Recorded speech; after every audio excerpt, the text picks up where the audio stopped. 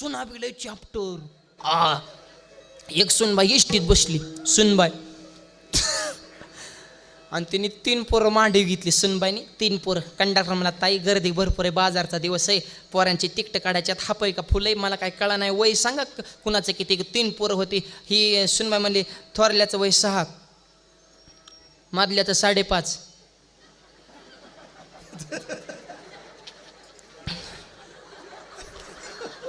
आणि दाखल्याचं 5. आयो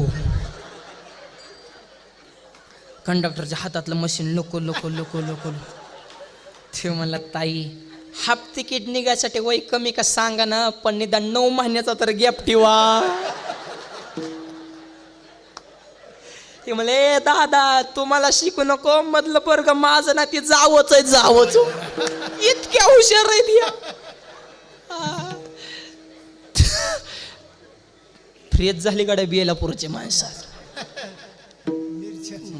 पोट भरून हसलंच पाहिजे आनंदी जीवन जगा. शेवटचं वाक्य महिला म्हणतं तुम्हाला पुरीला स्वयंपाक शिकवा.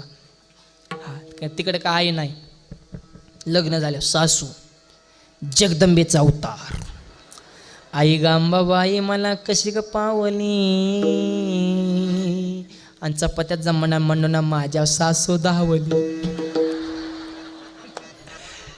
का पुरीचं झालं लग्न आणि नेमका पित्र पाठवता पित्र जेवाय घालतात का तुमच्याकडे. हा आणि ती आपली माणसाची श्रद्धा जुनी माणसं जी मेले तर ती कावळा बनवून निवेद खायला येतात.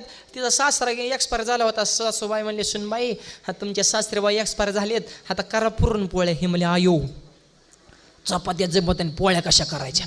तिने मम्मीला फोन केला मॉम म्हणले काय काम ही म्हणले मला आलाय घाम कारण सासू माझी अनुभव.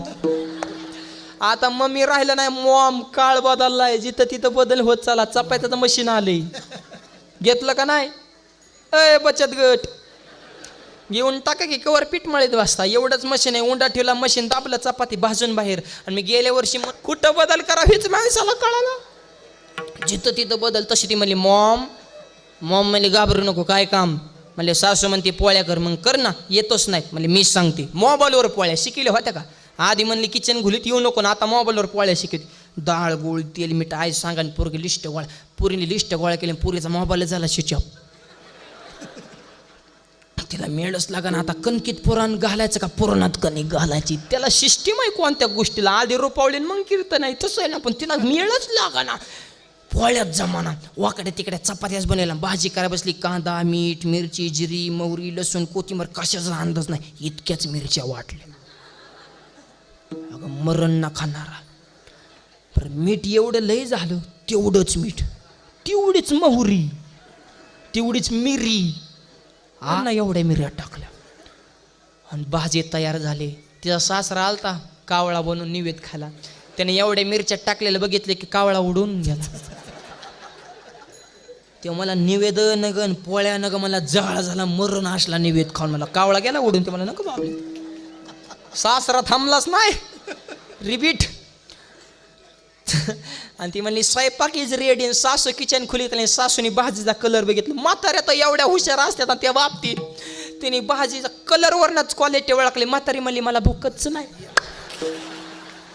आपल्याला तिला माहित होतं कावळा जे अर्धी जातोय तर आपला काय खलासच होईल म्हणली नगच. पण नवरा उड्या छानाला बायकोनं भाजी केली म्हातारी म्हणे बस गेलाय माझी कळण कसली केली. पहिलाच घास केला कानातनच दूर खर आणि त्याच्या डोळ्यातनं गळा गळा गळा गळा पाणी. त्याची बायको जवळ म्हणली होय व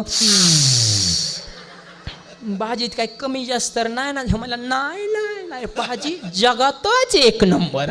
म्हणले डोळ्यात कसं काय पाणी आलं तुम्हाला आनंद आश्रित आनंद इतकी सुंदर झाली भाजी. मग देऊ का अजून थोडी नको आता आट्या गेला.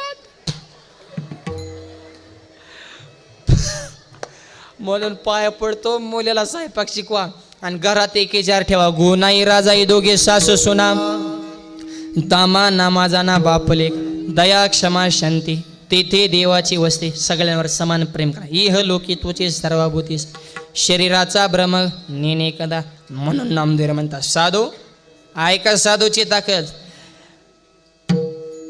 दागिन्याचं सार म्हणजे मंगळसूत्र आहे. बाकीच्या दागिन्याला किंमत नाही मंगळसूत्र हा सर्वश्रेष्ठ आहे. दागिन्याचा सार हे मंगळसूत्र आहे.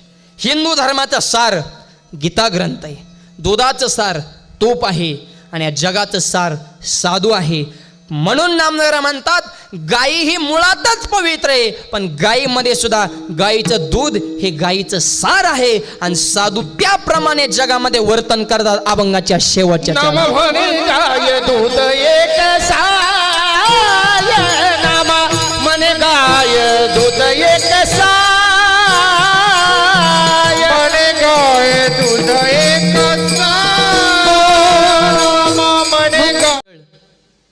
जेवढं सासा जेवढं प्रेम म्हाताऱ्यानं तुम्ही पुरीवर करता तेवढं सुनवर करा. आणि सुनांना सांगतो जेवढं प्रेम आईवर करता तेवढं सासूवर करा. लक्ष्मी तुमच्या घरी पाणी भरल्याशिवाय राहणार नाही. सर्वाभूती सारखं प्रेम ठेवा, पण आपलं प्रेम. आणि एक सांगतो सासांना, गल्लीतल्या बाया घरी गप्पा मारायला आल्यावर सुनाच्या नावाने खडं फोडायचं नाही. माझी सून अशी ग बसायचं, उलट फिरायचं. बाया आले माझी सून आहा हा हा हा जगातच एक नंबर, माझ्या सुनाला तोड नाही आणि 3 दिवस मैत्रीला चियाच नाही. पण एक ना एक दिवस सुधारल्याशिवाय राहणार नाही. आणि सुना तुम्ही एक वाक्य चित्त देऊन ऐका, जर तुम्ही तुमच्या सासूला आई मानणार तर तुमच्या जीवनात आनंद येणार. आणि जर तुम्ही तुमच्या सासूला त्रास देणार, तुमच्या माहेरात तुमची भावजे तुमच्या आईचा काटाच काढणार. बघा टाळ्याच वाजविले हो आता, आणि वाजविल्याच पाहिजे.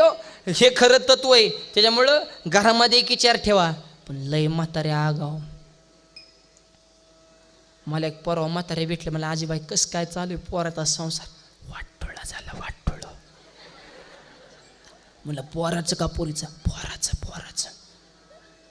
मला का? सुनबाई लय बेकार.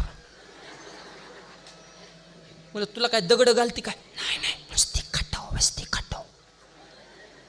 आणि मी म्हणलं सुनबाई खटाव बसून काय करते? टीव्ही बघते टीव्ही. मी म्हणलं बघून दे ना, पण मला जे मालिका बघायची ते बघूनच देत. यो बघ आता बेलापूर काय चॅप्टर इतका हळूच बोलत तरी ध्यान देऊन ऐकता या. वा याला म्हणायचं प्रभू तुम्ही महेशाची मूर्ती, चित्त देऊनच. मी म्हणलं आजीबा होय. सुनबाई खाटाची खाली अजिबात नाही. म्हणलं मग स्वयंपाक कोण करतो? कोणाला सांगू नका, पोरालाच करावं लागतं. मी म्हणलं आजीबाई झाले पोराचं वाटोळं. सुनबाई खाटाची खाली उतरत द्या सोडून आली अभोगाशी. असं लिकीचं कस काय, जावाई कस काय, जावाचं नाव काढले म्हातारी पेटूनच उठले. माझा जावाय नाव कशाला काढता? सोन माझ्या पुरीला इतका जीव लावतय की तिला खाटाच्या खाली उतरूनच देत नाही. का ग मग इकडं तरी की तीच चाललंय ना, मग तिकडं पळत इकडं जळीत पटत का? ए म्हातारे सासा सोनाला लेक माना, सोनानं सासूला आई माना. घरात एक विचार ठेवा, अहो एक सासू अशी होती म्हातारी, रोज इष्टीत बसायची आणि कंडक्टरला मोठमोठ काजू बदाम खायला द्यायची. त्याने 3 महिने काजू बदाम खाल्लं कंडक्टरने, त्याचं 22 किलो वजन वाढलं. फुकाटचं गवलं, ते गोंड्या तुटल्या ताड दिशेने इतकं फुगलं ती काजू बदाम खाऊन.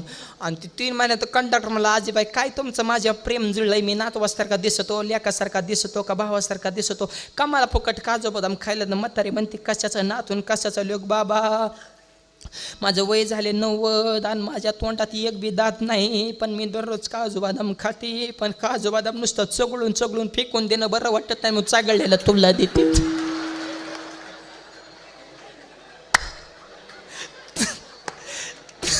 त्याने चालू इशीला उडी टाकली, जाळ झाला. मला नोकरीच लग असल्या म्हाताऱ्या खलास. सुना बिले चॅप्टर जन्मदाते वडिलाच आहेत हरिभक्त पर्यंत बलभीमभाऊ पठाडे. वडील सोबत आलेले आहेत. मुलाने कीर्तन करून बापानं टाळ वाजून गायनाचे साथ करा, ह्याच्यापेक्षा दुसरं भाग्य अजून काय असतं? वडीलच गुरुवर आहे कसे. 700 वर्ष माऊलीने ज्ञानाचं चैतन्य टिकवलं, तुकोबांनी भक्तीचं पीक पिकवलं आणि जन्मदात्या वडिलांनीच मला कीर्तन शिकवलं. प्रत्येकाचे आई वडील गुरुवर आहे. असं शेवटचं वाक्य महिला म्हणलं तुम्हाला, रामकृष्ण हरी नावाचा उच्चार राहू द्या तुमच्या ओठाला, गरोदरपणामध्ये ज्ञानेश्वरी गाता भागवत याचा पर्श या तुमच्या हाताच्या बोटाला ना आळंदीचे ज्ञानोबा येतील तुमच्या पोटाला. ज्ञानोबा तुकोबा आल्याशिवाय राहणार नाही. वडीलच गुरुवर्य आणि अगदी लहानपणापासून 11 वर्षापासून झालं कीर्तन करा. आता 12 वर्ष लागले. सध्या 22 वय चालू आहे. 15वीच्या परीक्षा दिली. माझं वय 22 आणि माझ्या वाऱ्या 23 झाल्यात. एक आईच्या पोटात असताना झाली होती. माझ्या वडिलांची मिराशी गा देवा तुझी चरणसेवा पांडुरंगा. असं ही परंपरेनं संप्रदायाची सेवा करण्याचा योग आणि तुमच्या सगळ्यांच्या कृपेने झी टॉकीजला बऱ्याच वेळा कीर्तनं झाली आणि माझी जवळपास झी टॉकीचे कीर्तनं ज्यांनी वाजवली असे झी टॉकीज फेम जसं आम्हाला म्हणतात तसं आता आम्ही महाराष्ट्रात फिरतो आणि ते तुमच्या संग वाजवाय कोण असतील असे झी टॉकीज फेम मृदुंग सम्राट हरिभक्तपण अशोक महाराज गीतगे सुंदर साथ दिले. टाळ्या वाजवा एकदा बाबा. एवढं उच्च व्यक्तिमत्व आधी नम्रशील सुंदर. मला आळंदीत आमच्या संस्थानं पकवास घ्यायचा होता. महाराज आवर्जून मला माऊली हे ना ही घ्या तज्ज्ञ.